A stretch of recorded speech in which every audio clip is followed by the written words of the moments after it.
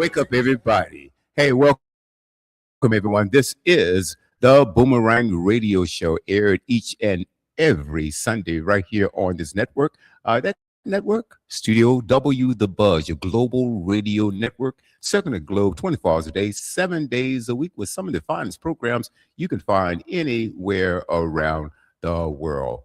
We've got a special show tonight, got a special guest on.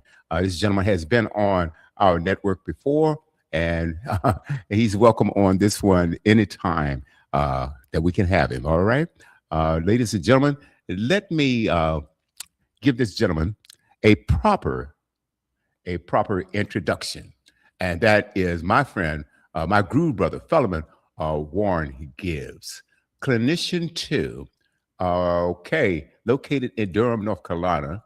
The clinician two develops a recovery service plan and uses recovery-oriented therapeutic counseling to engage individuals in their individual recovery journey. The Clinician 2 also orients individuals to the program by collaborating and assessing needs, identifying the challenges, and facilitating the development of goals in the treatment and recovery process. Their essential duties are guest care and advocacy, serves as mental health professionals for individuals until they are enrolled in services at another community agency when applicable, conducts thorough clinical assessments and treatment plans for services, assesses the individual needs and provides appropriate support and referral, provides short and long-term recovery-oriented therapeutic counseling and education on a group or individual basis, provides family education and family counseling, facilitates recovery education courses, compliance and risk management, determines a provisional diagnosis, obtain documentation of medical necessity, and submits authorizations for service in a timely fashion, completes clinical documentation as required, complete incident reports according to policy, keeps abreast all federal and state regulation and laws, and all recovery innovation policies as they presently exist and as they change or modified and are modified. Understand and adheres to recovery innovations, compliance standards as they appear in the code of conduct and conflict of interest policies. Additional duties performs other related duties assigned. Hey, welcome to the set, brother Gibbs. How are you, my friend? Peace, my brother. I see them G's you got on looking real good. I got mine on as well. Thank you so much, man. I really appreciate you and taking your time to grace our network, with what you do. There's so much to unpack. And so what I'd like for you to do, if you will, put in the comment section your information, your contact information. And there's also a program that you're scheduled to be on as a panelist coming up. Okay. And I believe that's Unmasked with Sister Helena and Sister Dana. They are swings. And so put that up in the chat box, if you will. And so we can take it from there. All right. Okay. All right, my friend. Man, there's so much to unpack, but I wanted to start off and I wanted to talk about the decline in mental illness, the declination rather of mental illness here in the United States, and how politics play a role in that, because people in this country, they're devastated on various reasons, for various reasons, and a lot of which has to do with policies that come down from the White House or in Congress. So can you kind of talk about that a little bit? And I'm going to play a clip here shortly. Okay, yeah, definitely. Usually in a lot of my individual sessions, political comments, statements do come up when I'm talking to clients. We as social workers are taught to approach it from a non-biased standpoint in most cases, but to sit here and pretend like the things going on in this country, especially in reference to the government and politics, does not affect someone's mental or emotional wellness, that's asinine. like literally asinine to believe that we as Americans or even natives of the countries aren't affected emotionally or mentally by the political views, standpoints, climate going on in their respective nations. Okay. Very good. Very good. I look at a lot of things, and one thing I wanted to touch on, um, and that is this organization called ICE and what they're doing to children around the country and women and children, the elderly, I mean, just so forth. It affects all of us. And I want to play something here, and I want your commentary on that. Let's see what we have. Hold on one second. Okay. Okay. This is something that's really bothering me. So let's share this with the audience, and we will comment right after that. That puppy is fine. Daddy's fine. What happens to the children when a parent gets taken by ICE?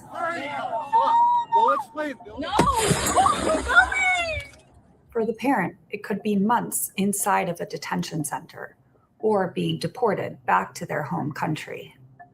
And for the children, uncertainty, wondering if their parents will ever come home. That's not puppy. Across Massachusetts, thousands of immigrants, many with no criminal record, have been detained by immigration authorities. In May alone, federal immigration officials arrested more than 1,400 people in Massachusetts, more than any other month on record.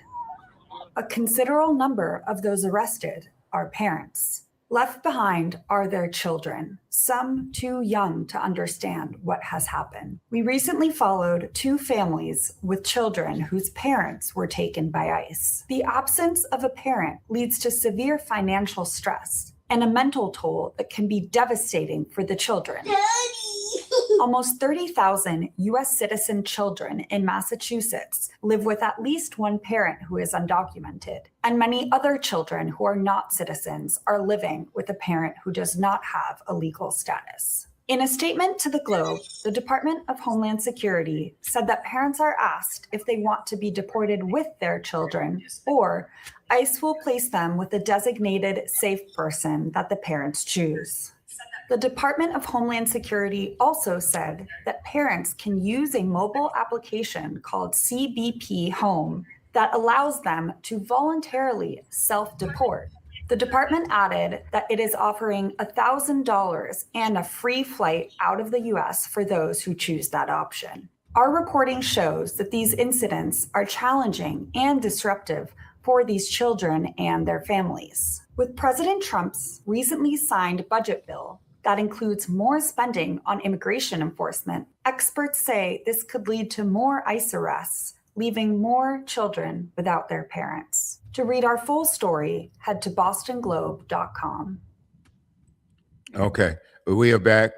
Yes, Brother Gibbs, let's talk about the long-term effects that something like this inhumane way of treating these people, the long-lasting effects, and not only the children, especially if it goes untreated. Can you kind of talk about that a little bit? Absolutely. One thing we learn in therapy work is what's known as systems family therapy. With systems family therapy, developmental milestones, as well as how a child learns how to effectively interact with others, it starts at home. It starts with the family. It starts with the cultural environment that they are involved in. And when situations like ICE come and break up a home, divide a family, it critically affects one's emotional and mental awareness, because again, being snatched out of your home and placed in another environment, being separated away from the people that teach you safety, connection, community, trust, if that is taken away from you due to these laws that ICE incorporate, how do you function? How do you learn how to be I guess, productive and learn everyday functioning in a normal setting when it's uprooted so quickly when agents or whoever come in and take you away from your home, or even worse, as a child, take the ones that you are supposed to trust in the very early stages of life to help with your developmental milestones, get snatched away. You might be placed with strangers, you may be placed with other family members, you may be sent to foster care. That can affect the child's emotional well-being from the early stages. I think about just, how this reminds me sometimes of what happened in the past with Japanese concentration camps, what happened with internment camps and so forth. You cannot function, you cannot trust the government for which you are supposed to, I guess, pay taxes, vote, and be involved in and understand the rights that you have of a human being when they're snatched away so abruptly at a young age. Mm-hmm. I see a comment here, and it says, "Don't sneak into a foreign country." Yeah, well, we were talking about that a little bit. These people, and it's reported that over 70% of the people that are snatched up by ICE, they are here legally. We see them going to. I'm gonna play another clip shortly. How they are going to their required hearings, and let's put it like this: if you are a criminal or if you're here illegally, you don't show up to an immigration hearing because there's nothing scheduled for you. Okay, so they are trying to. There is a legal pathway to citizenship in this country, but to arbitrarily just snatch up random people who aren't doing anything. And what is really disappointing to me is that the Supreme Court, there was a challenge there that they, and the people who were bringing this charge, they were saying that, wait a minute, hold it, there's no due process here, and that ICE is picking these people up based on the color of their skin, and the Supreme Court upheld that. So my point is, if you're doing everything the right way, and you've come in this country, you've applied for us for asylumship or asylum, and then you are snatched up anyway, separated from your children, and in many cases sent to a country that you have no idea, never been there before, you don't speak the language, and to be sent to somewhere, whether it's Guatemala or wherever it is. So let's see. I see a comment here. Hey, I snuck in. Now give me citizenship. You're going to accept that? That's not what we're saying. That is not exactly not what we're saying at 2. That's at W12 AFT 0402 40211. So no, that's not what we're saying. If you're here illegally, they have every right to deport you. Okay, I understand you're supposed to come in the right way and apply for asylum. So that's not what we're saying. We're talking about the people that are here legally. So let's get that straight. Okay, let's do that. We're not going to allow information to come across our screen that's incorrect. All right. Again, let me repeat myself. If you're here illegally, or you're here illegally and you commit a crime, and there's something to be said. If you are a criminal and you are trying to get citizenship, perhaps that should be denied, because that's the reason for those hearings. We're talking about children right now that if they aren't treated, Brother Gibbs, we're going to call you Dr. Gibbs. I'm sure that's going to come down the pike soon. And if you aren't treated, this could have a long-lasting effect. In other words, what you can do with mental illness, then you could be creating criminals that wouldn't automatically be there. Can you touch on that, Brother Gibbs? Trauma is serious, okay? And I see the comment in the post and so forth. And let me say to this commenter as well, some of us didn't even have the opportunity to choose to be here. Some of our ancestors and even refugees, for lack of a better term, some of us have sought asylum. Some of us were taken from our homelands and brought here illegally. And these laws over generations, not just decades, over generations, and seeing this happen to the brothers in the brown community and those that are not from here. There are hardworking citizens that want to come to America and do their best. They want to learn what is, truth, justice, the American way, life, liberty, pursuit of happiness. However you look at it in the documents like the Constitution and so forth, you have American citizens here that still don't get those same rights and justices. And then there are more coming. And I agree with you totally. If you're not supposed to be here and you are, committing crimes and so forth, yeah, there should be some legal procedures that discuss deportation and so forth. But there are really hardworking non-citizens that want to become Americans. Even with all the mess that some of us bring to the table, they still choose to be here. And to have this agency and this executive order come down when you are trying to learn the ways of this country, mentally it may affect you. And you're exactly right, it may turn you into a criminal. It may turn you into someone that doesn't see America as the land of liberty, the land of democracy, through these acts that we are committing. So how is that fair? We open our borders before this administration even came. We open borders for people to come and seek asylum, to seek freedom and the democracy. And now you're telling them we're going back on our word. We're going back on what we said. And I mean, literally, let's just say I'm a year or 2 years short of nationalization, and ICE comes to my home and just, abrupts everything that I've worked so hard for the past several years to become American citizen. Then my children see this.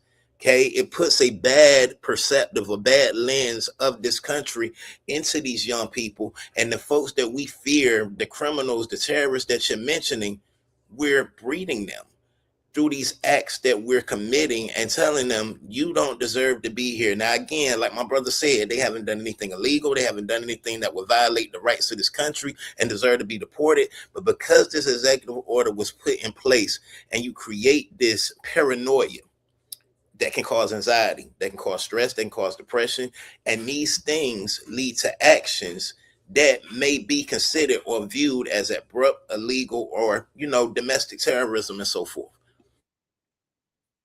Right. And I'm going to leave these comments up because, and we appreciate your comments, but please understand and listen to what we're saying. And I'm going to repeat again. Yes, you're right. Legally doesn't mean you are a citizen at W12 ATH 040211. Yes, that you're right. It doesn't mean that you are. But if you're here legally, meaning that you're on a pathway, because there is a process to become a citizen. If you cross the border illegally, whether you jumped over a fence, climbed over a fence or under the fence or dug a hole, whatever it is, okay, you got here illegally, yes, that's right. They have every right to deport you. But what we're talking about is deporting people that are doing things the right way. I mean, what do you want? There is it's right there in our laws that if you go to the border, you apply for asylum, okay, and then you get hearings on immigration hearings and things of that nature, and you show up to those hearings, then nobody should be arresting you at that point. To me, that's an illegal action right there, because you are doing things legally, yet somebody's going to arrest you anyway. And something else that I see, children being handcuffed and zip tied. We remember recently there's a report, and I saw clips on that, where ICE went in and they stormed an entire apartment building. Most of the people there were citizens. Brought them out in the middle of the night in the cold, children, women, children, and so forth, and they have them zip tied.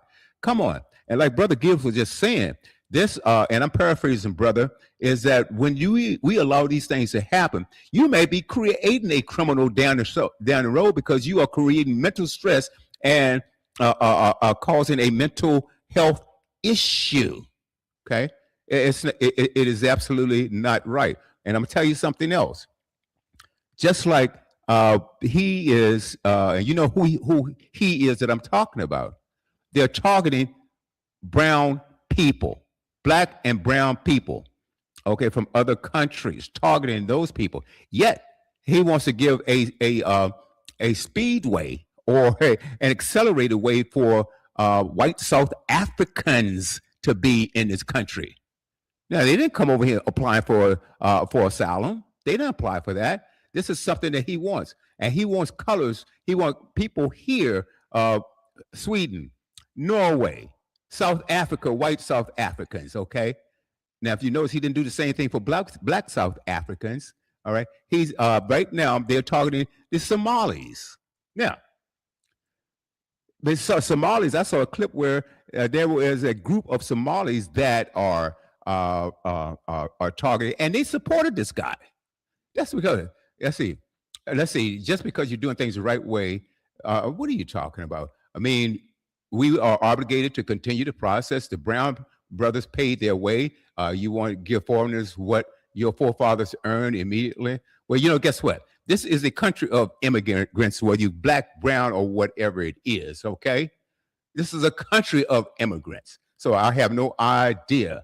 Yeah, you show up at the door and cross the border legally. Some people need asylum because they are being tortured or victimized in their own country, and their lives are at risk, okay?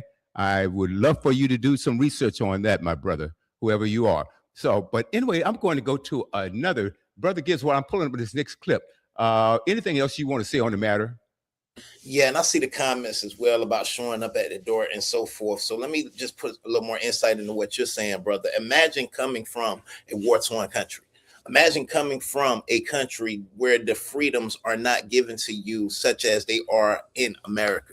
You are doing everything that you are supposed to do per the law to get nationalized and become an American citizen. And you just keep hearing messages of, we don't want you here. Okay, before ICE, we felt that in the black community. I mean, let's just be honest about it. Like, we were brought here and taken away from our homes. This became our new home, and we created our own culture and background here through the music, through culture, through literature, and so forth. Just imagine if they had done that with us. Any president saying, okay, we brought you here, now we're trying to send you back. Even when Garvey had the movement back in the day and wanting to send people back to Africa, they funded it because they thought we were going to go away. But many of us stayed here and made a culture of our own. In America, per the documents that we vote for and authorized to be legal documents, such as the Constitution, we have that right to come to this country and be free and be able to be who we are with no bias, no judgment, no discrimination. Now, we know in real life that ain't what's happening. But again, I come from somewhere that didn't want me. I come from somewhere for a better way, just to come here and be targeted and told I'm not supposed to be here. That can cause mental stress. That can cause emotional imbalance, because again, where is home? If I have nowhere to look at as my home, as somewhere that is a safe haven, as somewhere that is a refuge or asylum for me, what am I supposed to do? Absolutely.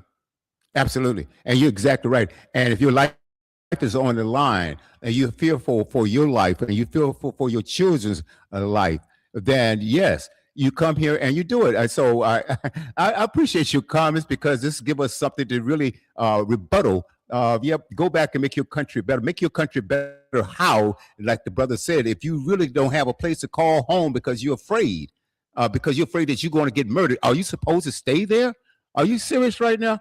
All right, let's move on. And let's try this clip right here. Let's see what we got, brother. Okay, here we go.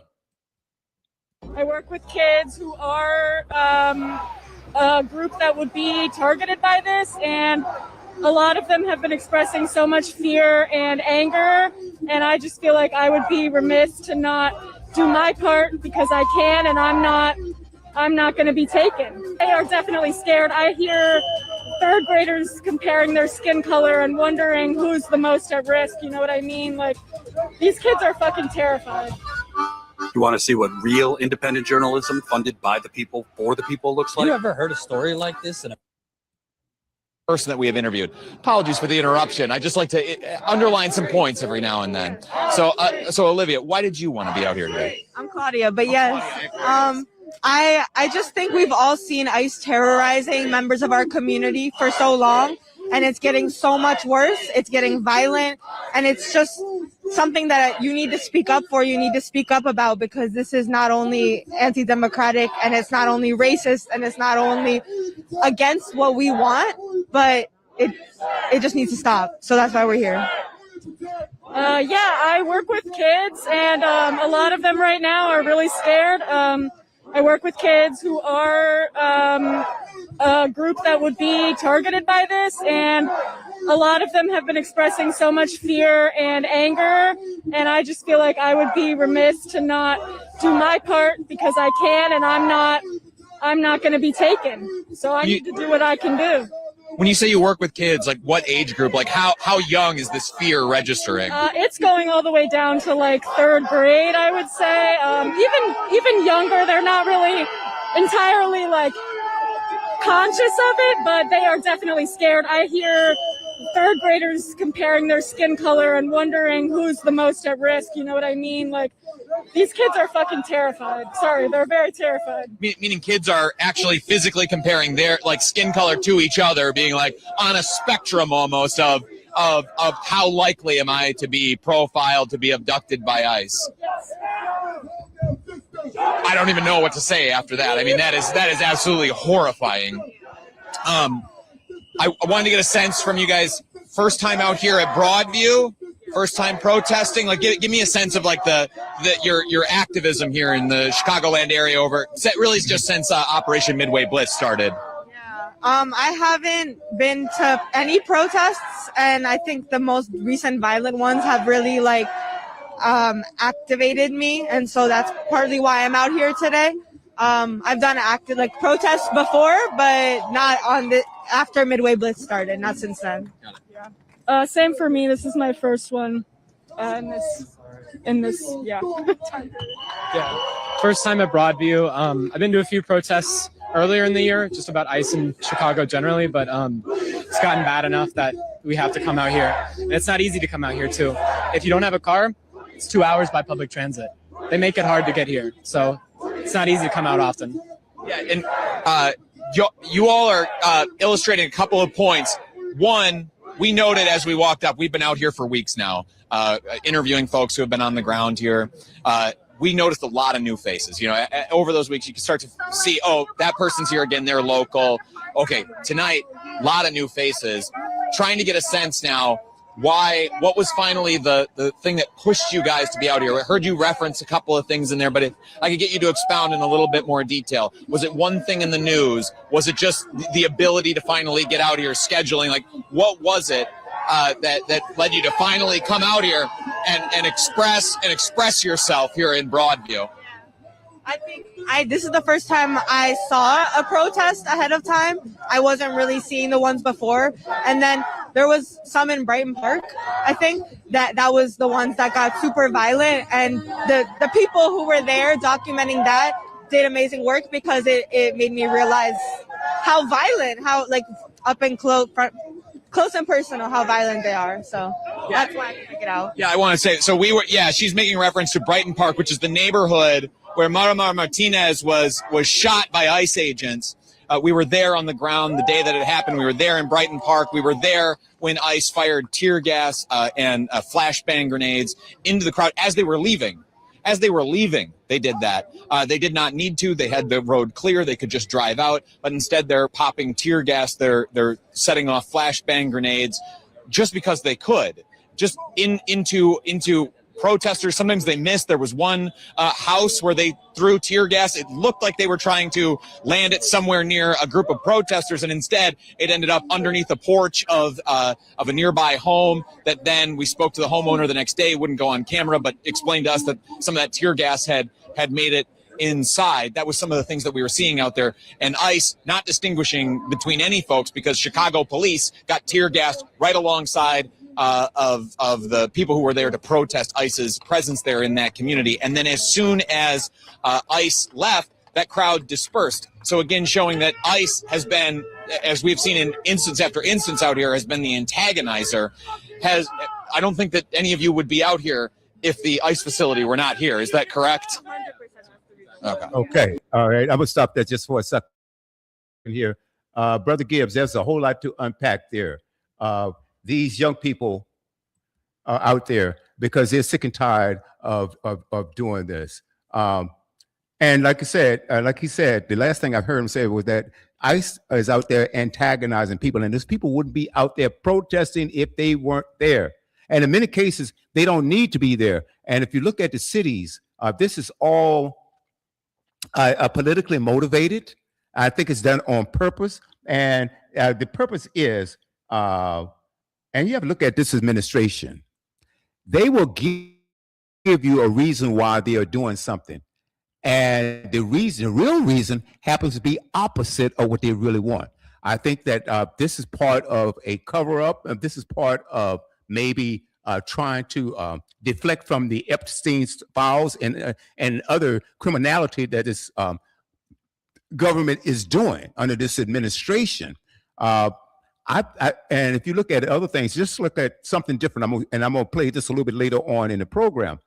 Look at what's happening in Venezuela right now. Look at us invading Venezuela, and it was supposed to be about drugs, but the bottom line is it has nothing to do with drugs. It's about us taking Venezuelan oil. We'll get back to that in a little bit. Let's see. Memphis at times had a higher violent crime than Caracas, Venezuela. Should Americans seek asylum because they say it has a high crime rate? No. What are you talking about? Americans seek asylum where, brother? So some of these comments that you're making really doesn't make a whole lot of sense. I'm not into embarrassing our guests, but I mean our commentators rather. But if you're leaving stuff that doesn't make any sense, I'm going to call that out, because people that's on Facebook, LinkedIn, and YouTube, they can see your comments, but we have other people that's listening on the apps, whether it's Android. And I invite each and every one of you, if you're on Facebook, LinkedIn, or YouTube, download our app, and that way you can check us out 24 hours a day, 7 days a week. If you're on YouTube, please subscribe and leave a comment there. LinkedIn, Facebook, put a like there. It goes a long way, so check it out. Okay, but so far for another people to do the same. Okay, I don't know what that means, but anyway, brother, like I said, people come out and protest. There have been I've seen many more protests this year than I have collectively in the last several years, because people are sick and tired of this. We don't want to be another Nazi Germany. And these guys these ICE agents remind me of the brown shirts out of Germany. This is not the country that I recognize. It's not the country that I recognize. And the thing about it is, if you want to be an ICE agent, one of the qualifications, well, you can be as young as 18 years old. Now, I don't trust 18-year-old people untrained to be a police force.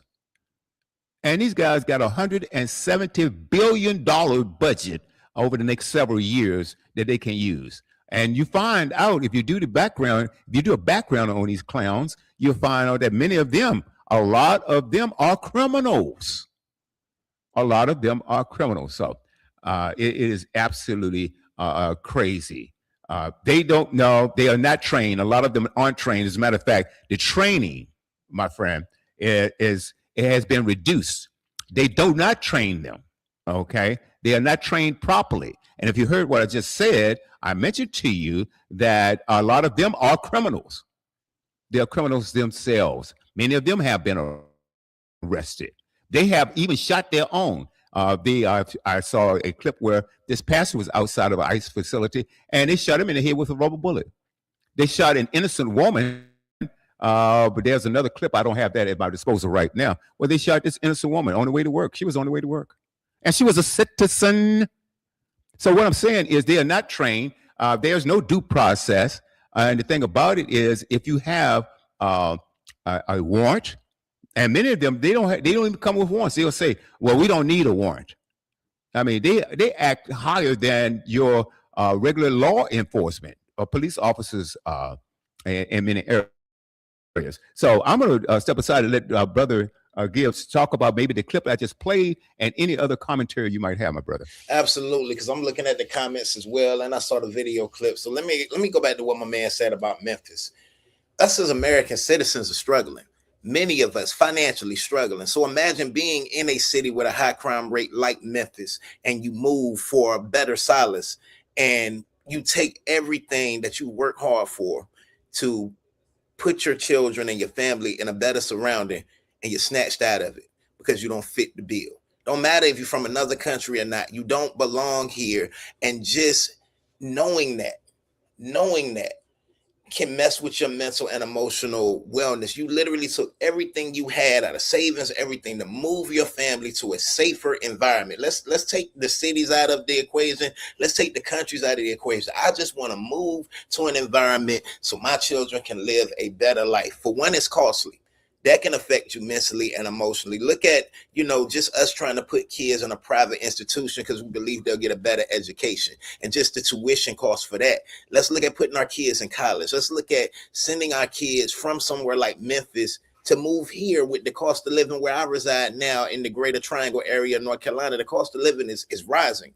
And then I do everything I can to get here, and I'm barely getting by, just to hear the government or some administration or even just a local organization like the HOA telling me I don't belong here. When I feel stuck, when I feel trapped, when I feel there's nowhere to go, yeah, I can't mentally focus and function to do what I need to do to take care of my family. I can't look at my well-being as something that is of importance and maybe go see a therapist or go talk to someone, because I'm worried so much about everything going on in my personal life just to make ends meet and put my family in a safer situation. Then what you're saying about ICE. That's right. Absolutely. You can take some local, we're not doing background checks. We're not doing mental health assessments on these gentlemen. We telling them, look, we can probably pay you 3 times what you make at a 9 to 5 if you come be an ICE agent and go to work for us. And the work requires you being aggressive, hostile, volatile, and snatching people out of their homes with no, due process. You have no due diligence. You literally just the color of their skin gonna snatch this person out. Don't even know if they're an American citizen or not. And then imagine the families that are blended. Literally, you got some that are citizens that bring their family over because they're like, this is better over here. I'm gonna pay for you to come here. And then you divide the home because you go in, you may let the ones that are nationalized stay, and then the cousins, the grandparents, and so forth that they are bringing here to live out the rest of their lives get snatched up and sent back home. How would you feel if your grandparents, the ones that raised you to come here and do what you need to do, and you want to bring them here and show them how great America is, get snatched up and put in these camps or sent away? That would affect anybody. It doesn't have to do with race, culture, or nationality. It's just the mental capacity of knowing I'm not somewhere I can be free and safe. When you take that safety and that trust away from any human being, of course, it's going to cause crisis. It's going to cause crisis. And many of those people, they don't have the resources or even know about such like programs that you run, brother. When you deal with mental health patients, a lot of them aren't even aware of how to get some help if they need it, you see. And then, of course, now, I don't know what the cost is for your program. Now, do they have, if someone comes to see you, do they have to have insurance, or what's needed in order for them to attain the help that they vitally need? Well, truth be told, I work in many different capacities. Some sectors I work in a nonprofit. Some sectors I work in, you have to have private insurance. And let's not even get on that road, because look at how many American citizens are struggling with obtaining health care. So you take someone from another country and they are trying to make ends meet. I'm sorry. Besides taking care of physical health, a lot of people are like, therapy is, I can't right now. I can't afford it. I can't, with everything else I got going on, therapy is the last thing on my mind. So it is hard to even get anyone in that capacity to go talk to somebody. Us as men, that's why I'm going to do the thing in Atlanta next weekend. We are creating an environment and a safe space for men to be vulnerable. Men don't believe in being vulnerable. And then you put so much more on that plate, like this ICE situation. You put so much more on that plate, like the political climate of this country. You put something else on that plate, like being a man of color and knowing that they have to mask and sugarcoat and what's the other word, code switch, just to sit in a room with people not like them and fit in, just so they can keep their job. Or knowing that they are that person that was hired due to DEI or affirmative action. That's a lot of pressure to put on anyone. And if I can barely pay my bills, unfortunately, therapy would probably be the last thing on my agenda to do. So I'm bottling this stuff in. And unfortunately, for so many of men of color and not of color that are in the prison system or in the cemetery, many of those situations were results of someone that didn't have anyone to talk to. You know, and I apologize to our friends that's on the apps or the website or even Alexa, because you don't see these comments. And I'm leaving these comments up here because W12 ATH 040211.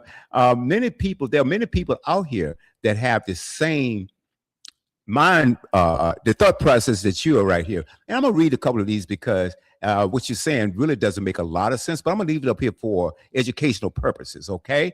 Let's see. They don't, you think they need a warrant to arrest someone? Yes, I do. Hey, there's a bank robber. Quick, let me get a warrant. No, come on. That is, I'm not going to call it a stupid comment, but that's a stupid comment. All right. I'm just going to say it like that. Okay. And I'll tell you why. If someone is, you're not going to educate us, brother. We're trying to educate you. Okay. So what I'm saying is, boy, I'm enjoying this because the rebuttal is coming. So what I'm saying, if somebody is in the act of committing a crime, no, you don't need a warrant. No. Anybody with two brain cells to rub together know that you don't need a warrant for that. However, there's a thing here. No, you're not going to. There's something here called due process. If I walk up to someone that hasn't done anything, and I suspect that they are here illegally, I don't even know that, and I just go on and arrest them, that is wrong. I need a warrant for that.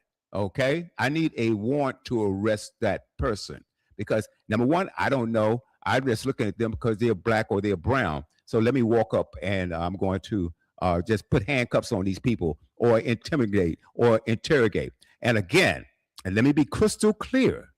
If you are going to the court for your immigration hearing, that means it's been scheduled. That means you are here legally and you are trying to be a citizen. That's the way to do it. If you cross the border, and I'm going to say this for the 9th or 10th time, if you cross the border illegally, then they have every right to send you back. They have every right to deport you. Okay? And I would even say if you are in the process of becoming a citizen, but you are going to commit a crime. I'm not talking about a speeding ticket or a parking ticket or something like that. But if you commit a serious crime, I think they have the right there also to send you out of this country because you're trying to apply to be a citizen. Okay. And so the dumbest thing to do is to commit a crime while you're trying to be a citizen. That makes no sense at all. Okay. Suspecting a crime, that's simply not true. You don't need. If I can, let me chime in real quick because I see some of these comments. Let me explain to the gentleman. First of all, I've worked with law enforcement in some of my past positions and organizations that I've been affiliated with. And even law enforcement across the country has received funding to help police officers with mental health awareness. We have teams known as crisis intervention teams that get called instead of that Walker, Texas Ranger that's going to shoot first and ask questions later, because you just don't know what you're dealing with when you come upon a citizen or a non-citizen. Let's just be real. I'm not walking out here every single day asking somebody if they're from here or not from here. I'm not walking up on people every day with a warrant. And I mean, I see both sides here saying you don't need a warrant to arrest someone. Absolutely. But again, you have an organization that is walking into people's homes, asking for citizenship papers or whatever without really any formal requirement. picking teenagers and kids up off the street. Kids are scared to go to school because these officers will walk through the hallways, look at you because of your brown skin, and then hassle you with no due process. As you said, I have no reason at all. It ain't like this young man is trafficking drugs in the school. It's not like this young man is doing anything that warrants me even asking, hey, are you a citizen or not? Are you an immigrant? Are you illegal? Are you legal?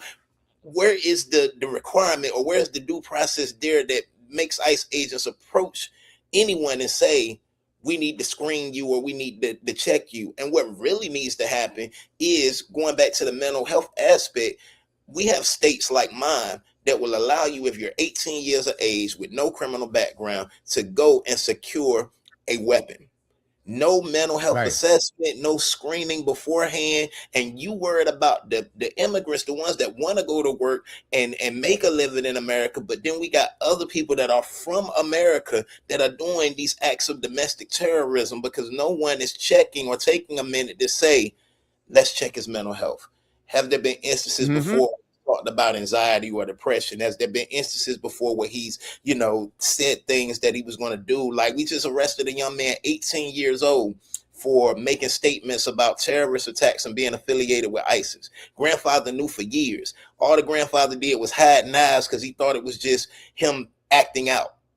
But now he's locked up, about 20 years in prison. And all I'm thinking as a social worker in the back of my mind is, did anyone ever talk to this young man, assess him, see if there was something else going on with him that we could have caught beforehand? See, therapy can be preventative, and having that strength behind any role you play. ICE agent, law enforcement gives you a little more patience, a little more understanding, a little more empathy when we have to approach these situations versus shoot first, ask question later. Take first, ask questions later.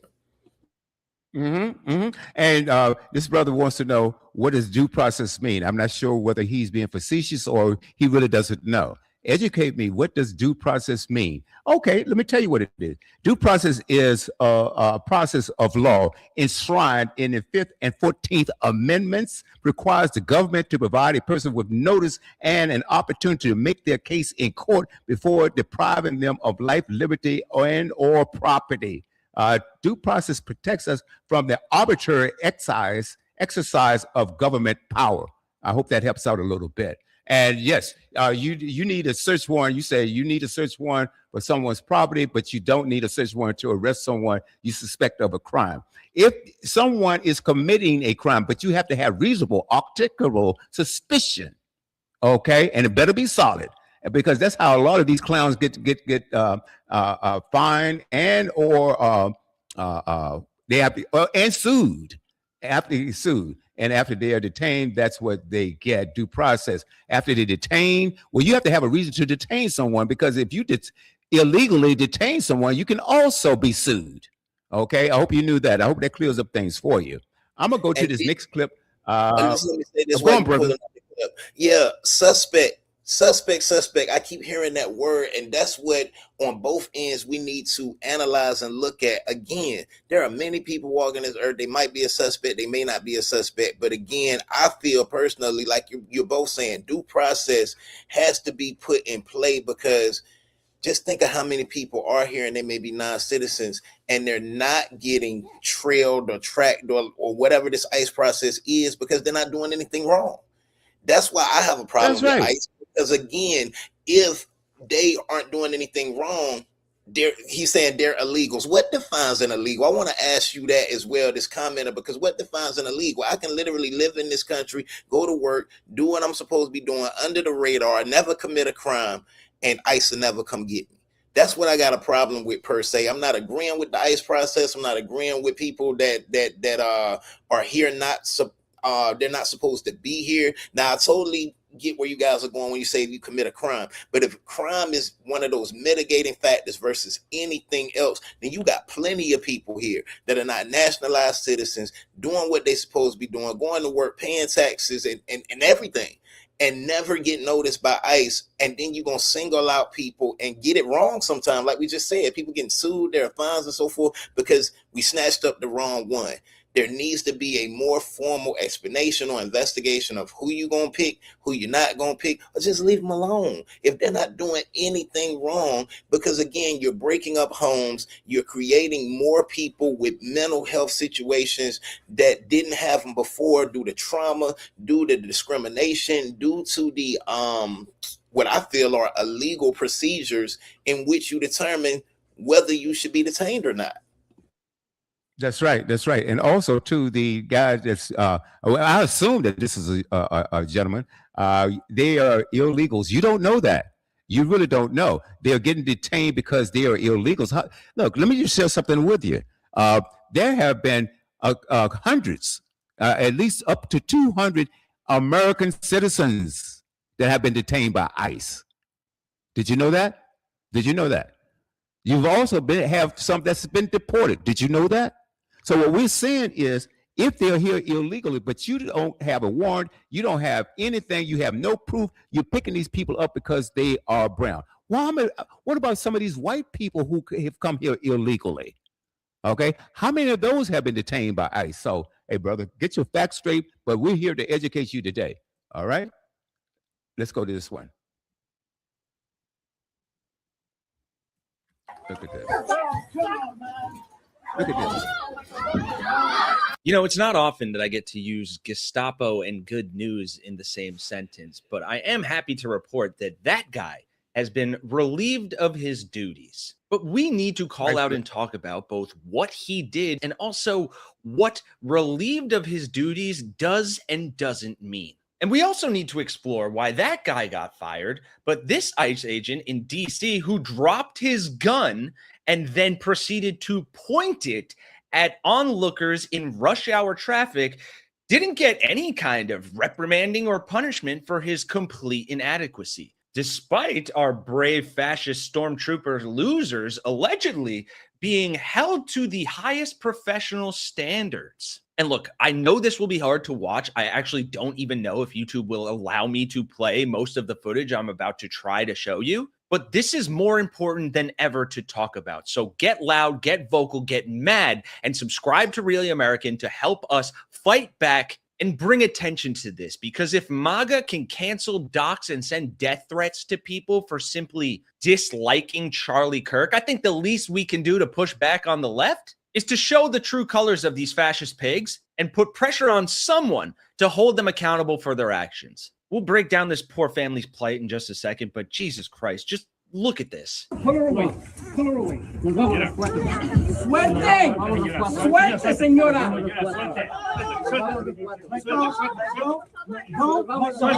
Suelta la niña. Suelta la niña. Suelta la niña. Suelta la niña. Suelta la niña. Suelta la niña. Suelta la niña.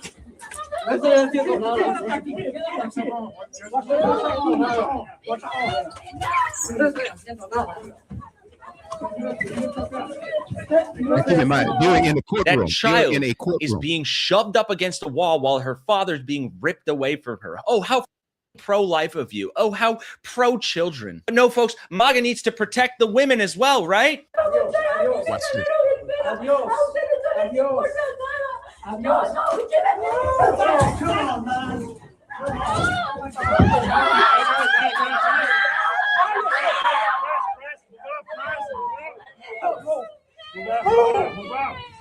And the children watching this. The fact that this is happening alone is abhorrent, but the fact that an ICE agent can commit such blatant violence with impunity is even worse. And yes, he got relieved of his duty. We'll talk about that in a second. But this is far from a one-off incident. And I'm so sick of the left versus right violence bullshit, because look at how MAGA morons are spinning this online. This guy posted this video and said, watch, illegal alien desperately holds on to his wife and kids as they resist his arrest by masked ICE agents outside immigration courts in New York City. Agents are able to wrestle him away and escort him down the stairs to a processing center. This piece of shit goes on. Elad Eliyahu, a White House correspondent, do with that info what you will, says the hysterical wife of the detained alien follows around and confronts the ICE agent who repeatedly tells her adios, then two-hand pushes and shoves the woman to the ground in front of her children.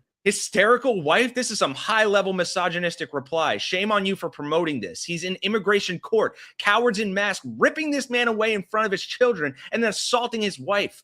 ICE is rot. And shame on the New York Times here, too. I don't know if this is just because they couldn't get his name, but they named the woman that got shoved to the ground, but don't name the ICE agent. ProPublica identified the woman. I don't see this guy's name anywhere. And then a spokesperson for ICE said the officer's conduct in this video is unacceptable and beneath the men and women of ICE. No, it's not. No, it is not. Okay? This is exactly the behavior of ICE.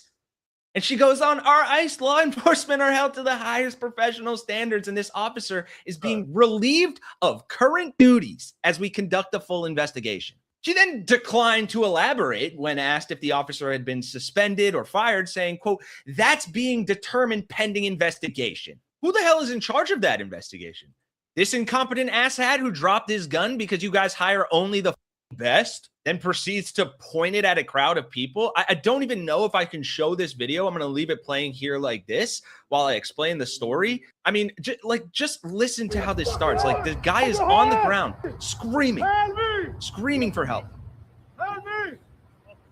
This guy's got his knee on his neck. You can see the gun here. He tries to holster it in his waistband.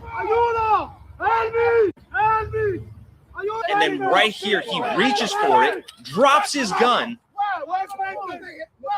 and immediately picks it up and points it at bystanders. An ICE agent dropped a pistol, then briefly pointed it at onlookers during a chaotic arrest made in the middle of a busy intersection this week, a viral video shows. The scene played out Wednesday morning in Hyattsville, Maryland, just 7 miles northeast of the White House, according to the local photographer who says he recorded the clip during rush hour. ICE has not released any details about the arrest and did not respond to a request for comment. However, a nearly 10-minute long video captured by the photographer has been shared thousands of times on social media. U.S. Gestapo without masks, this time destroying lives. Who are these people? Disgusting. Is this proper gun handling procedure? The officer who dropped the pistol kept it in his hand for the remainder of the video, ignoring pleas from onlookers to put the gun down. Bystanders yelled at the arresting officers and taunted the agent who had his pistol drawn. One man could be heard yelling, what are you going to do? Shoot me? Go ahead. Shoot me. Shoot me. Go ahead. Cars can be seen passing through the traffic light as the scene unfolds. Eventually, those in the lanes blocked by the officers began laying on their horns, adding to the chaos. The man being arrested pleaded with officers throughout the video, at one point repeatedly calling out, I love America and I love you. At one point, he said that he was born in D.C. And when you just throw billions of dollars at an agency like this, that, by the way, was born out of the Patriot Act and post 9/11, DHS came about after 9/11. ICE is a part of that. The irony that stemmed us funding our own domestic terrorist organizations.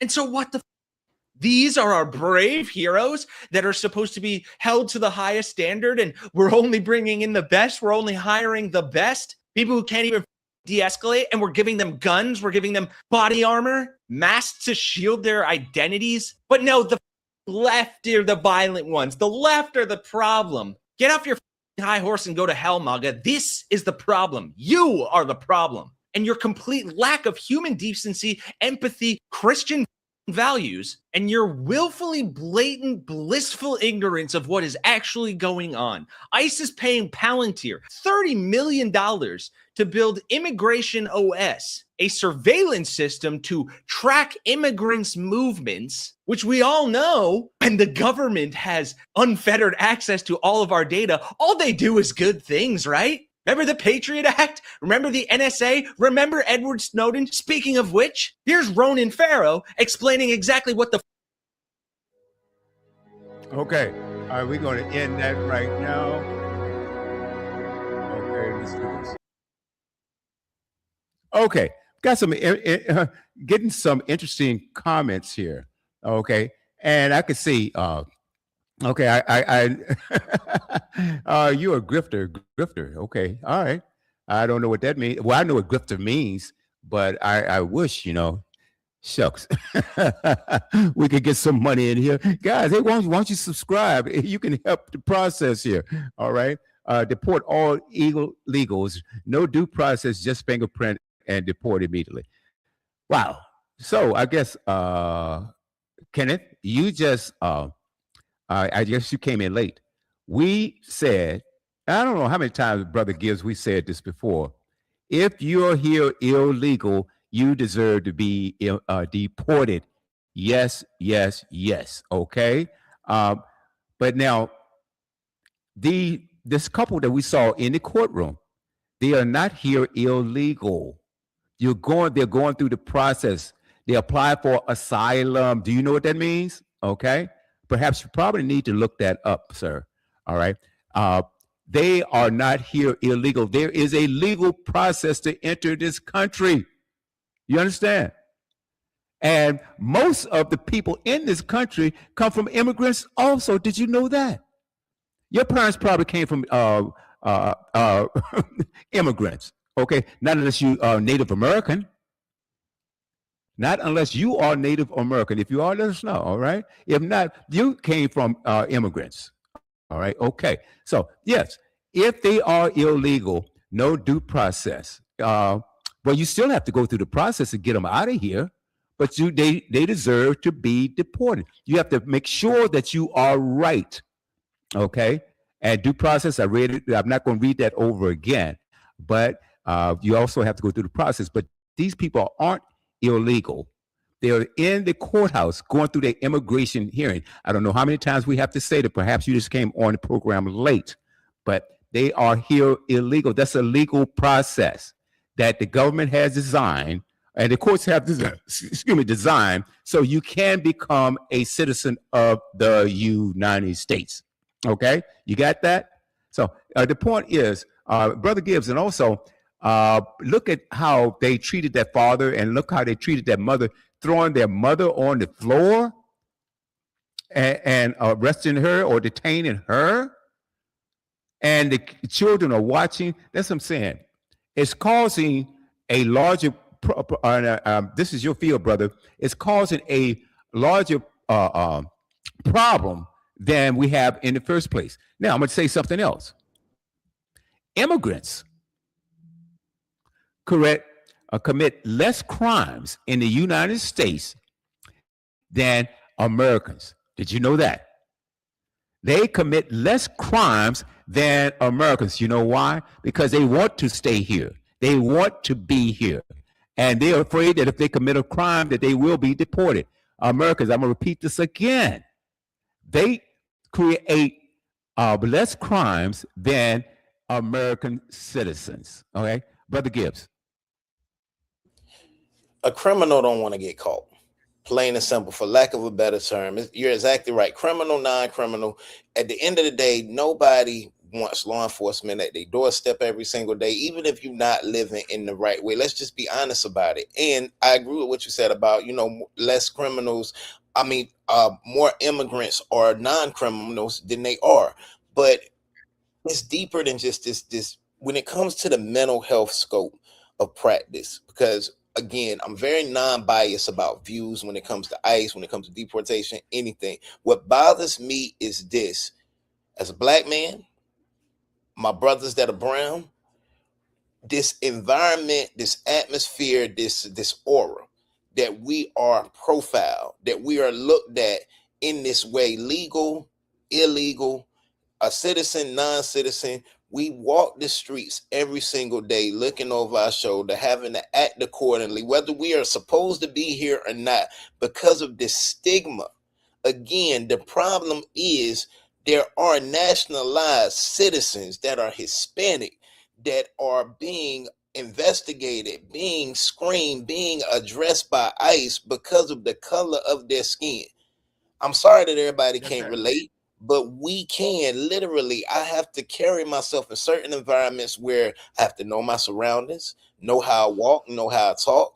If I say something the wrong way, it comes off aggressive, volatile, or hostile.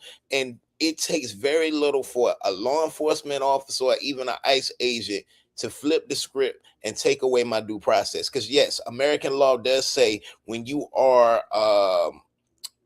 in prison, when you have been convicted of a crime, when you are justice involved, as we call it, you lose some of your rights. Okay, there's a big on another social work field in another scope.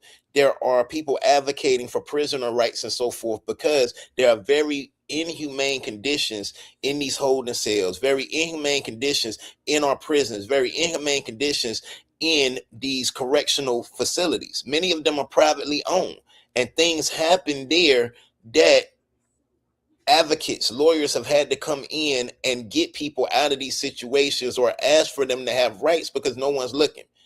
And if we allow it to, ICE and this deportation and this Department of Homeland Security situation, it's going to be that same trickling effect.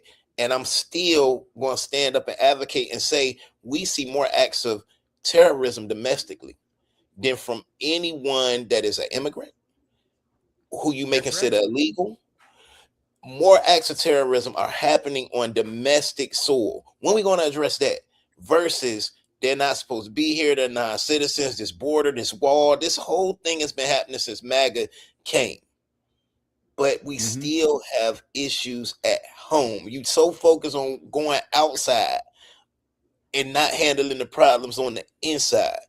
And again, all of this deals with mental health awareness because many of us as human beings live this way. Okay, we go outside, act like everything's okay, and we don't handle what's going on internally. We put on this mask, we smile like everything is okay, not dealing with what's happening on the inside.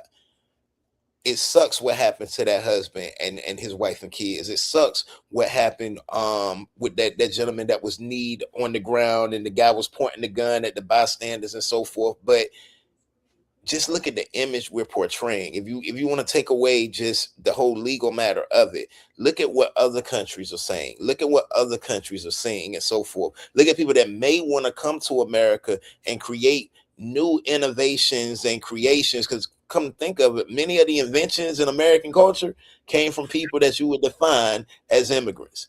We're not looking at it from that standpoint. We're looking at it, they're illegal and they're not supposed to be here. We got to do better. And I tell you, the other side, yeah, and the other side of that, and just like you have these anti-DEI people out here, which I do not like you. I'm gonna tell you right now, you anti-DEI. That means you're an anti-humanitarian or humanity, as far as I'm concerned, because you look at what diversity. This is a diverse melting pot, the United States. Okay, equity. You would want your neighbor, whoever they are, or whoever he or she is, to have equity and inclusion. So are we going to continue to discriminate like we have in the past? Okay. And many of the inventions that we use today, okay, we can go all the way up to NASA, all the way down to the elevators, to the trains, and they were invented by who? Black people. How about the stoplight? Okay. The cell phone. I mean, we can go on and on and on. Yet you're going to talk about DEI when you have such an incompetent administration in it right now. So your definition of DEI is that they got the job that they didn't deserve. You don't talk about generations and what's the word that I'm looking for? Because I hired my brother because he's my biological brother, or I hired my son because he's my son. Has nothing to do with the fact that he is not qualified. Okay, if that the word escapes me right now, brother, if you could think of it. Nepotism. Oh my. Nepotism. Definitely nepotism. Oh yes, it was. Hey, I don't know who you are. 12. Yes, sir. Look it up. The black light, the stoplight was invented by a black guy. That's exactly right. Okay, exactly right. Okay, you probably gonna tell me that the cotton gin was invented by Eli Whitney too, aren't you? Okay, don't even start with me. Okay, so but anyway, let's get back on topic here. The point is, man, we deserve it, like you mentioned earlier. Look how many students come from other countries on student visas, or even people from other companies on work visas. Okay, that come here and they add to society. Okay, but anyway, let's see. It was never what I don't know what this guy, brother. Put the drink down. Please put it down. Okay. So anyway, I'm going to go to this next clip because I think again, this whole thing is a farce, and it's a deflection with ICE and this Gestapo regime and Homeland Security. And these guys, I think they're doing something to deflect for what's really going on. Like again, the Epstein files are being covered up. Okay, they're being covered up. And look at the illegal things that the administration is doing as far as grifting. You're speaking of grifting. The $400 million airplane that came from Kuwait. Look at the golf course that this guy is going to get. I think that's going to be built in Kuwait and luxury hotels over in the Middle East. The terrorists and all this kind of stuff. All of these things right now, they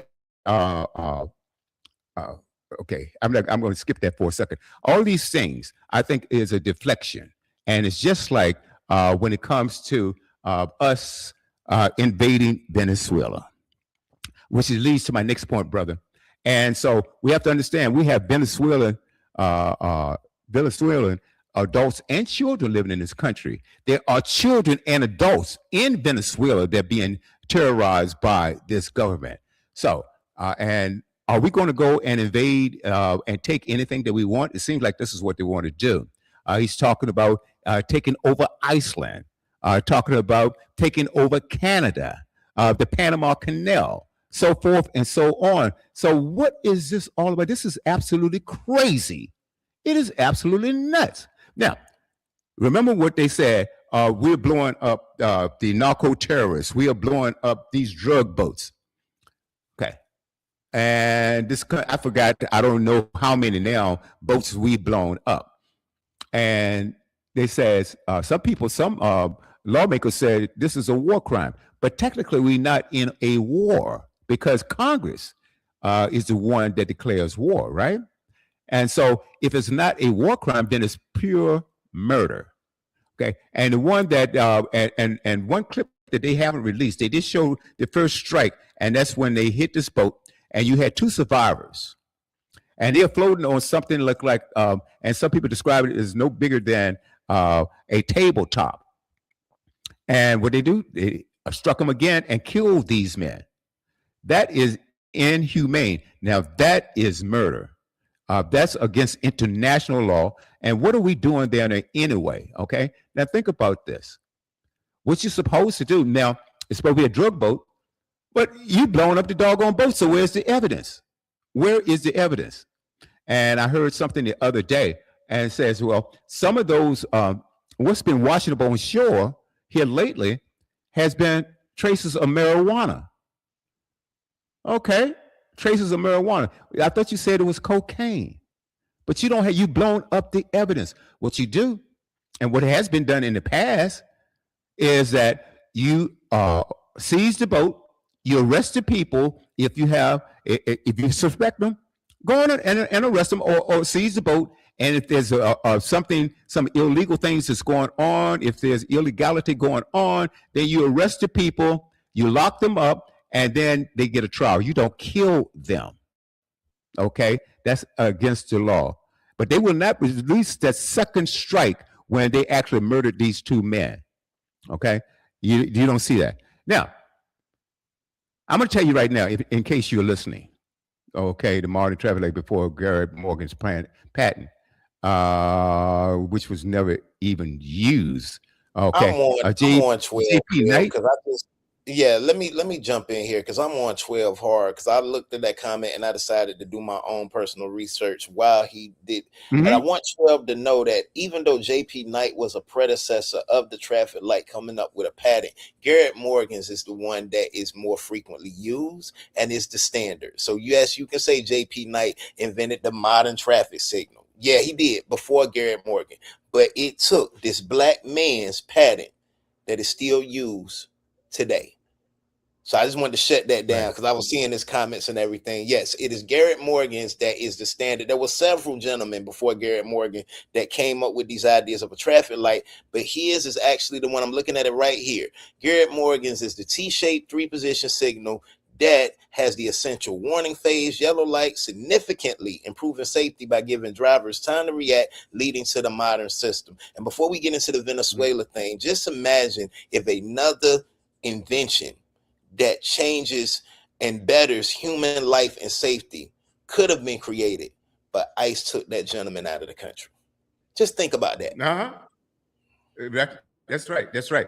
And to tell you something, like I think that Gary Morgan also added that third light, because I believe what JP Knight did, I think there was 2 lights there. I think Garrett Morgan added that third light, which you say is commonly used. It's commonly used. Yeah, where have you seen that? Well, look it up, brother. Look it up. Okay. And like he said, look at what's being used. So it's the modern traffic light that we use, okay? That was invented by a black man. As a matter of fact, there's so many inventions. We're going to have a show on that too, brother. I'd like for you to come back on that particular show, okay? Come back on that particular show too, because we're going to, this year, we're going to do more shows on Black history. Okay. So anyway, I want to say something else.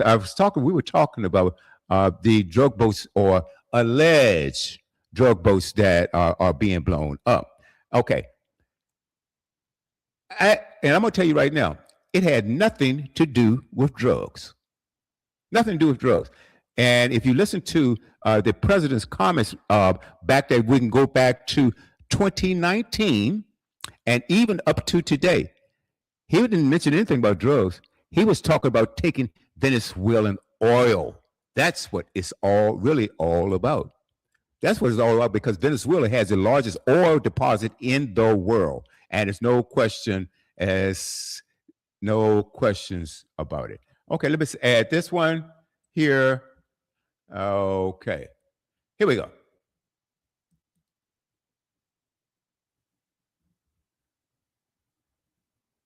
Venezuela Supreme Court has ordered Vice President Delcy Rodriguez to assume the powers and duties of the acting president. The order was announced just last night after the court determined that Maduro can no longer exercise his functions as president. Rodriguez has demanded Maduro's release.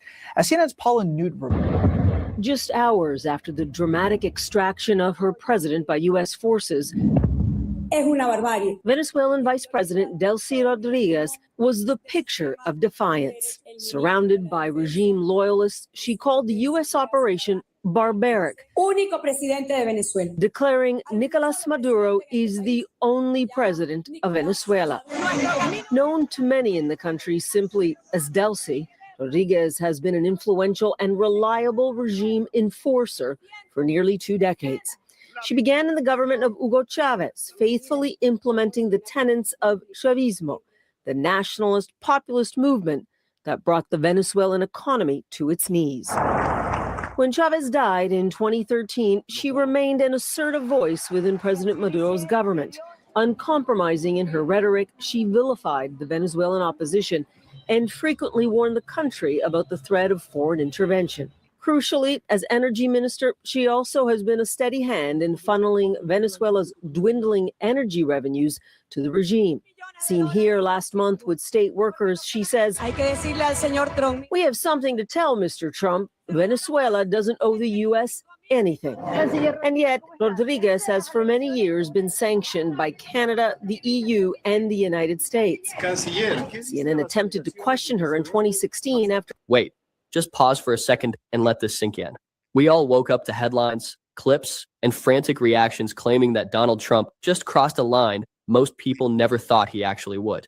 Not a threat, not a warning, not a vague statement, but a moment where, according to his own words and the way his allies described it, the United States suddenly looked like it was treating Venezuela as a target instead of a country. And the reaction? Immediate, emotional, and honestly, chaotic. Because within hours, Venezuelan officials were on national television. Social media was on fire. American lawmakers were furious, and the explanations coming out of Washington didn't even match each other. That's where things get interesting and unsettling at the same time. Let's start with something most people overlook. This entire situation didn't begin with boots on the ground or some formal declaration. It began with statements, words, claims, framing. Donald Trump standing in front of cameras, and describing what he said was a justified action. Aware of the location of opposition leader Machado, and have you been in contact with her? No, we haven't. No, we haven't. Mr. President, do you have any hesitations about Machado? Mr. President, on Monday. Oh, I think it would be very tough for her to be the leader. She doesn't have the support within or the respect within the country. She's a very nice woman, but she doesn't have the respect to be. While others around him scrambled to explain what he actually meant. And that difference matters more than people realize. According to Trump, this wasn't about drugs. It wasn't about law enforcement. It wasn't even framed as some limited operation. In his own telling, this was about power, resources, and control. He openly talked about oil. He openly talked about running the country. And whether you support him or oppose him, that language alone set off alarm bells across the political spectrum. The president noted, too, this morning that while this is about, he said, getting the drugs off the streets and how it's impacting Americans here, he was asked about the oil. I mean, Venezuela has a lot of it, and he said that we will likely be involved in some kind of way. Talk to about how it complicates factors there. Well, Venezuela has the world's largest proven oil reserves. At its peak, Venezuela was contributing about 5% of global oil output. That figure is now infinitesimally smaller, less than 1%. The oil reserves in Venezuela, under a best case scenario, are going to need years of revitalization and investment. They have suffered significantly under sanctions and have really declined because of lack of upkeep and other factors.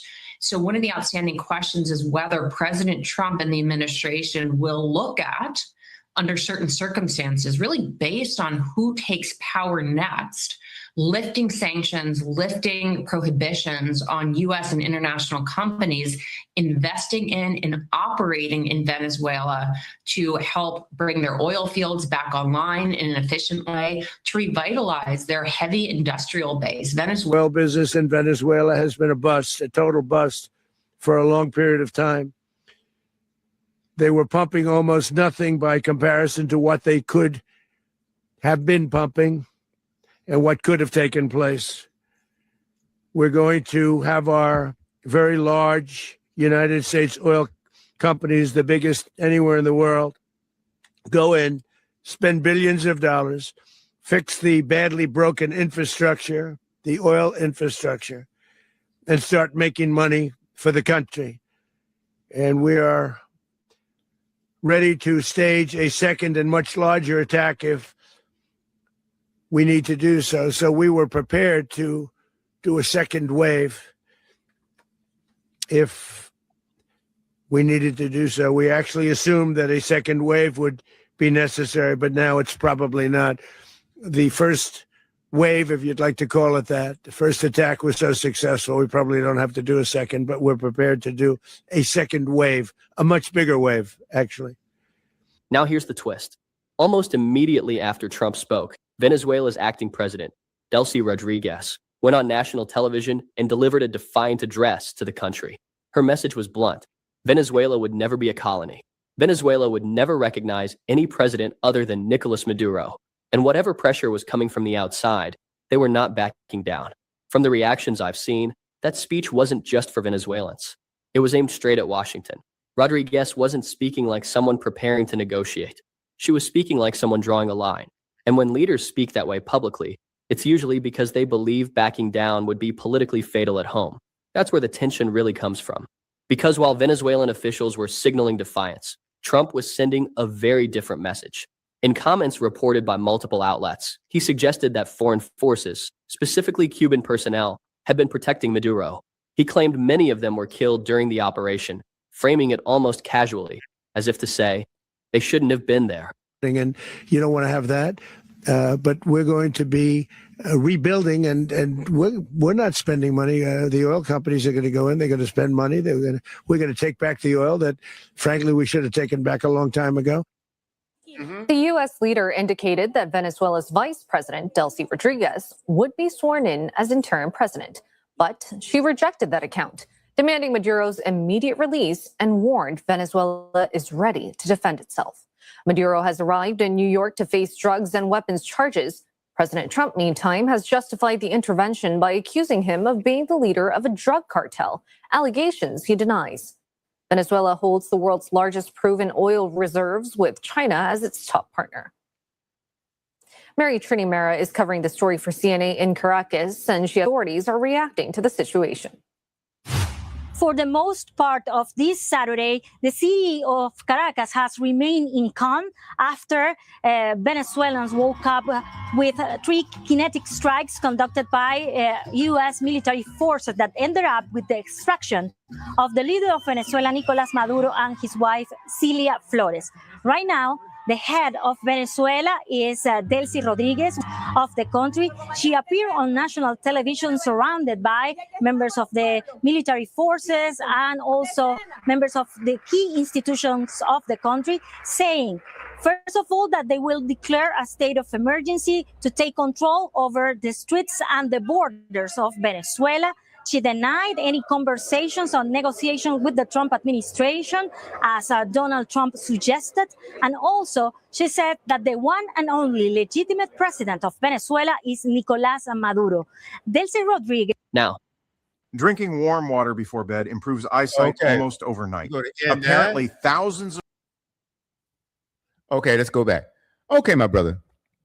I think, in the beginning, what I posted was, I wanted to know, and I'm paraphrasing even what I said, how the current political climate is affecting the decline in mental health here in America. And I think it's something that really needs to be addressed.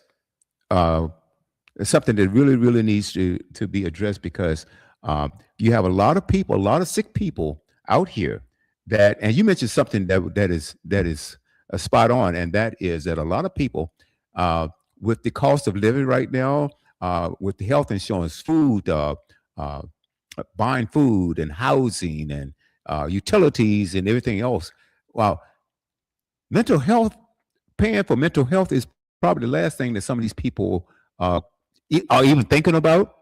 And a lot of people who are mentally ill, I want you to address this. Do they know that they're mentally ill? That's a very good question. In your experience? No, absolutely not. Because, I mean, it doesn't even have to, we can look at the political climate, Will, but let's just take it back to a cultural aspect. Social work, mental health awareness is a fairly new development, hands down. Okay, the history of social work, the early beginnings started with programs that, honestly, the American people, I can't put it on one race or nationality, but let's look at the civil rights movement. Let's look at the ACLU. Let's look at some of the things that Clara Barton did, Red Cross. We had all of these different programs that started American culture for different reasons. People were underprivileged, for lack of a better term. There were people that they didn't know how to handle from a medical standpoint, so they created institutions. Well, somebody said one day, no, we can allow people that are mentally ill to survive in everyday life by creating new programs. So now we have like the group homes and the residential facilities where people who are mentally ill can have a better life than being institutionalized. True, there are still long-term care facilities, but even the federal government opted for, we can say, budget cuts. We can say they wanted to better human life. That's where Social Security came in. That's where Medicaid came in. That's where Medicare came in. And these options are for those who may not know they're even mentally ill. I don't even look at mental illness as a cross to bear. Okay, it is no different than someone that has diabetes. It's no different than somebody that has cancer and so forth. Because sometimes, just imagine getting a cancer prognosis, how you may feel emotionally after that or mentally after that. If a doctor tells you, well, you only got 6 months to live. Well, some clients that are diagnosed with something like autism or bipolar disorder or even depression may look at that in that same way, like, oh my God, what do I do now? And people in my field, in my scope of work, scope of practice, we're teaching how to manage symptoms, how to manage thoughts, how to manage emotions and sensations associated with these mental illnesses. Because truth be told, everyone has experienced what's known as a mental health symptom. Everyone has had a day of depression. Everyone has had a day of anxiety. Everyone has had a day of anxiety. Where it becomes an illness is when it's chronic. The duration of these symptoms lasts longer than a few days or so. Okay. And without proper assessment, psychological or psychiatric evaluations, there are people that are mentally ill that do not know because no one ever told them. Okay. If they are in an environment where mental health awareness is not praised or talked about or even acknowledged, they may not know that they're dealing with depression. And then later on, when something serious happens, like a suicide or a act where they lash out or some hostility, and they're like, why didn't we see it before? We come in some cases and try to provide preventative care so it doesn't get to that. Okay. Medication works sometimes. Sometimes medication doesn't work, and we can use coping strategies. Sometimes coping strategies, along with yoga and meditation, can help someone dealing with what I like to call emotional unawareness. Emotional invulnerability. They don't want to be vulnerable. They don't want to share what's going on and so forth. Many of the acts of man come from what you're thinking emotionally and mentally. Take war, for example. Someone said that before we got into mental health awareness, before we started being vulnerable and so forth, remember, we're still in a male-dominated society in America. We were often taught to suck it up, don't cry, don't express how you're feeling if it's not a good thing. We don't want your bad news. We don't want your pessimism. If you ain't got nothing good to say, don't say nothing at all. And we're trying to create these safe spaces and these environments so that can happen. But truth be told, anyone can be mentally ill. It's just getting the help that you need to find out on what level you are. Are you just having a bad day? Or is this something you've been dealing with for a while because of some of the things you've been through in life that needs a little more adequate care than saying, okay, I'm going to sit home and pray about it. Mm-hmm. Right. I tell you, I was talking to another professional such as yourself. I've done shows like this over the last several years. And these are the shows that garnered the most watches or the most views, rather. And I said, wow, I have. Then you wonder how many people, it shows you that there are a lot of people out here that are suffering, mentally, you see. And so if to the regular listening audience, what would you suggest that each and every one of us do if we're not feeling quite right? What are the types of things do we need to look out for? Like some people say, you don't want to get out of the bed, you don't want to shower, you don't want to go outside, you don't want to have company, or you just feel blah all the time. What are some of the symptoms of someone who's going through a mental, maybe not a crisis as such or yet, or maybe even so? What are some of the things to look out for?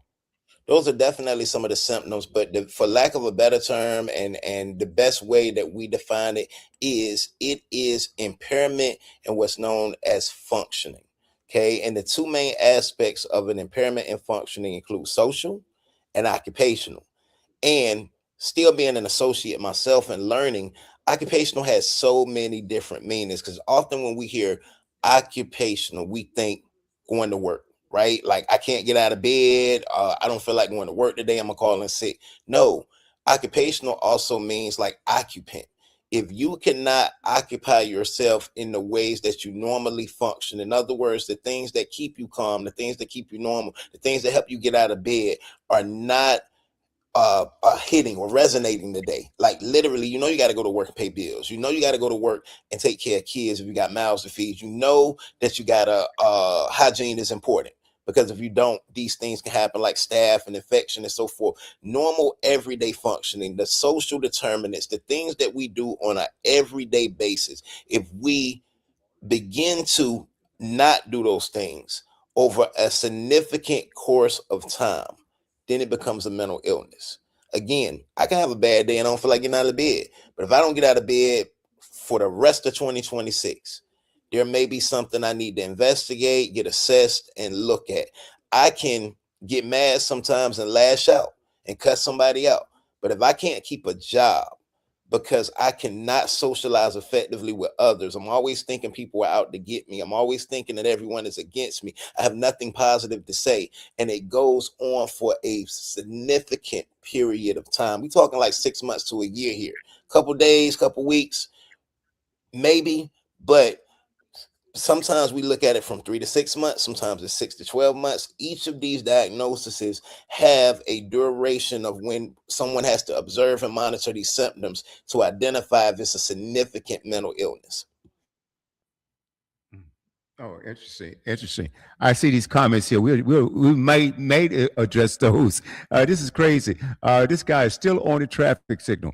So again, you know, you look at the signal that's being used, and so we know Garrett Morgan invented that. So period. It's just like you having a car that don't run. Is it really a car? You know, yeah, it might be a car in its shape and stuff like that, but if it's not useful, it's not being used, then no. Okay, anyway, something else. I'm one of my friends, she's on listening right now, Kim Rogers, and she doesn't mind me saying this. She went through let's talk about trauma a little bit. Let's talk about trauma. And she was at work, and she worked for this train company. Okay, I'm not gonna call their name. Okay, because things are being litigated right now. And a alleged or so-called customer came in. And wanted to use the restroom, and so she was walking in front of this guy to show him where the restroom was. He brought a gun and shot at her several times, and luckily those bullets missed her.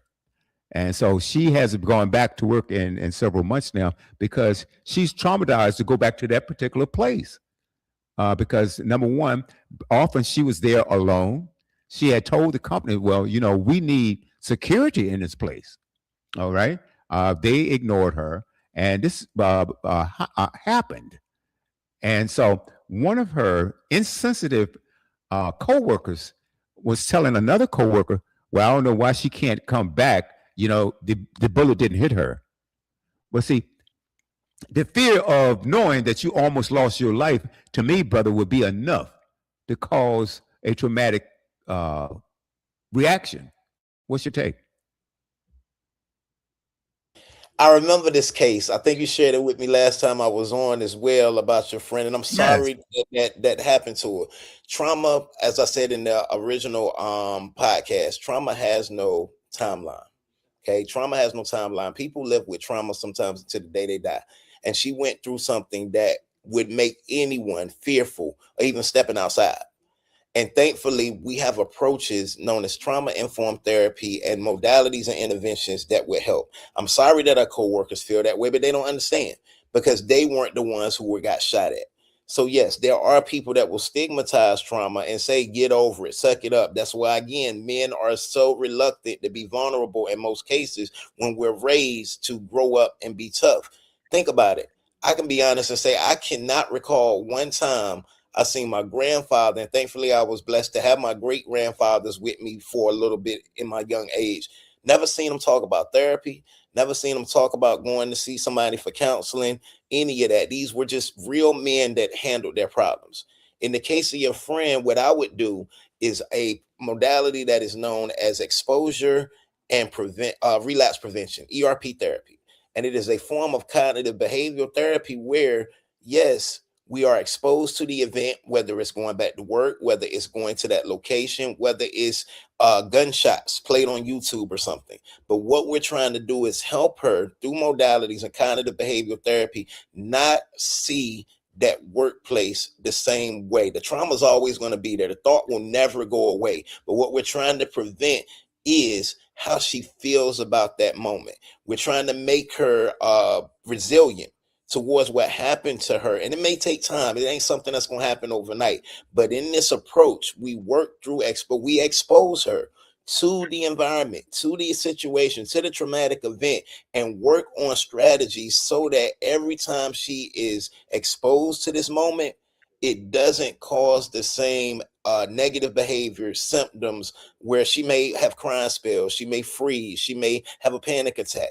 We work on preventing that every single time she's exposed to anything close to what happened to her. One simple step is somebody walking behind her, because I believe you said the gentleman was walking behind her and she was guiding him to the restroom. That would be one way to start. Like, how are you feeling in this moment with your back turned and someone walking behind you? Okay. And then we investigate how many times have you been in a store or shopping or even out in the community since this event happened and had people behind you, whether you're driving a car, whether you're walking in the mall, at the grocery store. How do you feel in those moments? Is the anxiety there? Is the irritability and the frustration that you felt being traumatized, is it still there? And the more she begins to say no, we explore that. Well, what's on your mind right now? What are you thinking? What are you processing now? Because again, the gentleman behind you could have a gun, but you're walking through this grocery store and you're okay with me being behind you. Maybe I'm just trying to get something off the same aisle that you are. What are you processing from that? And then we use that and we practice that to eventually put her back in that environment at that train station or location where she was, and practice those same techniques where she'll say, you know what? He's not here. No one's aiming a gun at me right now. I feel okay in this moment. Right. Wow. Oh, also, what I'd like for you to do right now is talk about this upcoming event that you have, and it's called Unmasked. Tell us a little bit about that, and also, I think you put up something earlier on how people can find it. Is it going to be on YouTube, Facebook, LinkedIn, tell us a little bit about it, the purpose of it, and your participation in it, and tell us a little bit about it. And is this the first time? Absolutely. I've been honored to participate in an ongoing series. I'm actually in part 2, but it's an ongoing series. And in this series, in the panel that I'm going to be involved in, me and several of my other our group brothers, we will do a barbershop talk. And in this dynamic, in this setting, the men will sit up front and the women will kind of play the back. They'll listen, but it's for the men. It's going to be a barbershop talk, because in many communities of color or male settings, just like I was sharing a few seconds ago about never knowing if granddad or great granddad went to therapy, men do not know in most cases how to be vulnerable. And if they know how to be vulnerable, they don't know where they can be vulnerable. Like, literally, we are taught from a young age to be tough. One of the craziest things, because I've been doing research to prepare myself for this discussion, young men as young as 8 years old to older men in their 60s and 70s. I asked them the same question, and I went like 13-0 last week asking this question in sessions. And I said, what is something that men refuse to ask for? So I'm going to ask you, Will, to see if I'm 14-0 real quick. What is something you know that men are very reluctant and resistant in most cases to ask for? Okay. That's going to be fascinating. And like you said, men, and it doesn't matter what culture, men are talking about, don't show your emotions, don't cry. You got to be toughen up and stuff like that. And that's like suppressing your feelings, which has in some way backfire on you, right? If I'm holding something in, stuff has to come out. You can't continue to hold things in. If you're feeling a certain way, you can't mask it, because that could cause some problems. What we say, bro? Men hate being wrong. Look at the comments that we're looking at in this post right here. This is not bothering me, because I think about the barbershop and how we could sit here, me and you, just fellowshipping. And I said, Will, who do you think is the greatest boxer of all time? And you may say Muhammad Ali. And I said, nah, man, I think in my era, in my day, it was Mike Tyson. And then we had this back and forth banter to the point where we might get upset with each other, start arguing. We could do this argument about the greatest basketball player. We could do this argument about who cooks better food, your mama or my mama. And the thing that these gentlemen told me in the sessions, we refuse to ask for help. We won't even talk to each other sometimes. In most cases, we won't even come together and collaborate for so long. Look at the organizations and the fraternal organizations. They were started, especially in our community, because we weren't accepted by white men in their fraternal organizations. And even after that, there became different organizations where my frat is better than yours, or my sorority is better than yours. And we went from having what's known as a collective mind frame, where we would collaborate and say it takes a village, to this colonial mind frame where somebody always got to be the standard and better than others. Some principles that fall under colonialism: the talented 10th, the 99%. You know, there's got to be a certain group of people who are privileged with power and influence that help the others who don't have it, versus all of us collaborating together, coming together and working effectively as a unit. We separate, we divide. And these are some of the topics I'm going to talk about in this panel that men really have to get back to a place, or discover a place if they've never found it before, where they can be safe, it's private and confidential, and they can be vulnerable without feeling judged, feeling ashamed, feeling embarrassed to talk about what's on their mind. This is going to be fascinating, bro. And so when is this program going to take place? Yes, so it'll be in Atlanta, Georgia. We will be at the Fulton County Library. I believe it's on Auburn Avenue, bro. I'll send you a flyer if we need to get it out to the listeners. I was trying to, I did send a Facebook link with some more information in the chat. So yeah, I think it's in the private chat, if we could get that out to the listeners. But we will be in Atlanta, Georgia next Saturday, January the 10th at 3 p.m. It will be you can register for it. You have to register for it if you're in the Atlanta area and you're coming. And we're working out the details regarding if there'll be a live stream or something following the presentation. But the presentation will be live in person in Atlanta, Georgia, Fulton County Library. What is the address? The address I have, my good brother, is... 1 second, I should have had it up already. Okay, take your time. Take your time. In the meantime, while you're looking that up, I want to thank each and every one of you guys for tuning in. We've got a few minutes left to go in the program. Thank you for tuning in to the Boomerang Radio Show. Okay, and the Boomerang Radio Show comes to you each and every Sunday, and that's 3 p.m. on the West Coast, 6 p.m. on the East, 5 Central Standard Time. You can also download our free apps if you like music. You can tune into the Buzz. We're on 24 hours a day with some of the great music. 80 to 90% of our shows are centered around music. Tomorrow night, or tonight rather, tune into Studio W. Studio W Sunday Night Gold with yours truly, WB and the Jazzy Diva. Tomorrow is Monday Night Madness. Tuesday, we have Groove Swing Speaks. Wednesday is Cultural Excellence. And these programs start at 8 p.m. right here on the East Coast. Except for Tuesday, the program Groove Swing Speaks. This is where we connect the dots with brothers and sisters around the globe. And we bring on interesting topics. That's how I met Brother Gibbs right here. We have various topics. We talk about business to sports, medicine, education, practically anything and everything we talk about. Anything that can improve your life and our lives, we talk about that. Yeah, Brother Gibbs?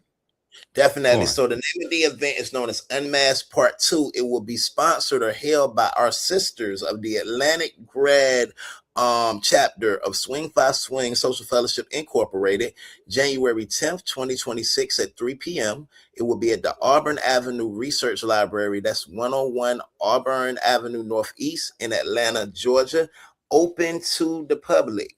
Join us for an enlightening discussion on when the men talk and the women listen, what balance looks like, and the vulnerable side of men is what we will be talking about during this panel discussion next Saturday, 3 p.m. ATL, Georgia. Absolutely, absolutely, absolutely. Yep, you can check us out. Check out Brother Gibbs. I'm looking forward to that conversation, and it is a necessary one to have. And we will be doing shows on Black inventions, and there are several, over 50,000 patents. You know, such as we talk about Garrett Morgan. Okay, that's the one that's being used today. I understand that 12 has. Yeah, there were others that were invented before that. Many of those were manual, but let's talk about what's being used. What is affecting your life today? And Morgan seemed to be the best. Color computer monitors. That was by Mark Dean. The gas mask. That's Gary Morgan. Blood bank. Charles Jew. Have you heard of him? He's a black man. Hair care. Madam C.J. Walker. Three-way trackers. We talked about the three-way tracker system. That's Morgan. Automatic elevator door, which saved a lot of lives. Elevators were extremely dangerous before he came up with the door, elevator doors. E.C. Barrett, E.C. Fisher, J.W. Norton. There's so many. The light bulb filament. Oh, yeah. Thomas Edison invented the light bulb, but guess what? It didn't last long. So Lattimore came with the filament, and that made the bulb last. Okay? You didn't have to change it every few hours or so. Corn planter, Henry Blair. There's so many. Let's see, we talk about traffic control, computer technology. That's Mark Dean, developed the first color PC monitor. Charles Drew, we mentioned that as well. Alice Parker, the gas finish system. Okay. Marjorie Joyner, permanent wave machine. Jan Metzler, automatic shoe. Matt Ziegler. Okay. Matzeliger. Matt Ziegler. Okay. Automatic shoe lasting machine. Otis Boykin, precision electrical resistors used in pacemakers. Henry Blair. We could go on and on and on and on. So thank you guys for tuning in. Is there anything you'd like to leave the audience with, brother, before we exit? Absolutely. Just hearing you talk about all those inventions even brings back the message tonight that we discussed about our brothers, that we are in solidarity because we've been through it. So I want to say that any of my brothers in the brown community faced with ICE deportation and all of those things, we stand with you, because even amidst all of these great inventions that my brother just mentioned, we to this day still deal with that discrimination, still deal with that harassment, still deal in some areas with that volatility and hostility towards us because of the color of our skin. So we stand with you because, again, even through all of that, and this is why mental health awareness is important, we withstood the test of time, the test of hate, and created these great inventions that saved America, whether they like it or not. Whether they like it or not. Okay, and if you don't like it, get over it. So thank you, my brother, for joining me tonight. Of course, we ain't going anywhere. We here to stay, and so are y'all. That's exactly right. Hey, thank you so much, brother. Come back tonight at 9 p.m. I'm going to, along with the Jazzy Diva, we're doing our show called Sunday Night Gold. Brand new music. Kick back, grab a glass, and listen to new music and old school classics. So in the meantime, my brother, I wish you well. Have a great night and a better tomorrow. You as well, bro. Be blessed.